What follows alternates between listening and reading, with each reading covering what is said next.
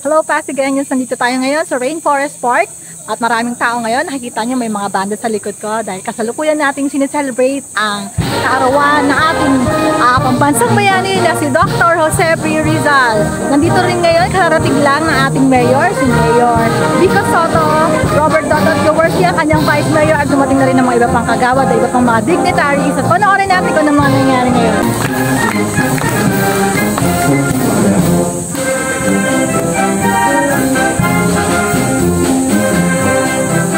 Dedicating flowers dito kay Rizal, dito sa statue ni Rizal.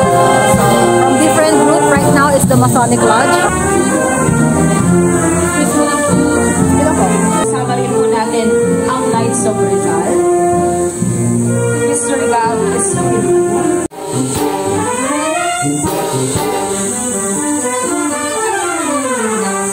I can see some water fountains here.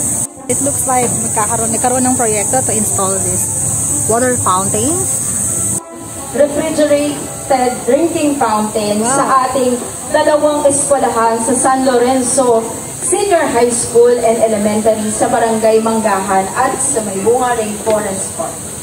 Well, it is interesting to note na dito nila ginawa to ngayon kasi meron pa tayong isang statwa ni Rizal doon sa malapit sa Parancillo. Pero this time ginawa itong ceremony dito sa Rainforest Park where I usually do my Zumba.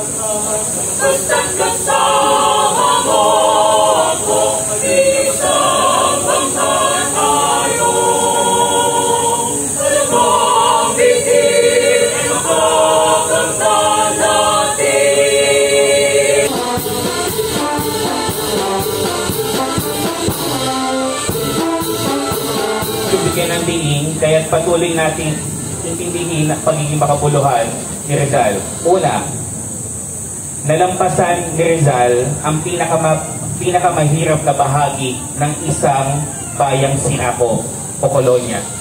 Ano po ito? Ang kumawala sa kaisipang alipin. Po natin mabago ang kinabukasan ng ating bansa.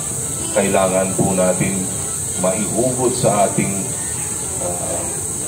puso ang pagkapayanin nating lahat. Narinig naman po natin yung mga mensahe ng ating congressman, ng ating vice mayor, at syempre ang keynote message po para sa umagang ito at sa okasyon na ito ni Dr. Wensley, na sana ay pinakinggan natin ng mabuti at sana isa puso po natin ang kanyang mensahe. So I stepped away from the program because I need to do my fitness. I'm going for the second set and napakaganda nung nangyaring programa na pag-alala sa kaarawan na ating national hero na si Dr. Jose Protasio Relondo Mercado Rizal. Dito lang yan sa Maybunga Rainforest Park.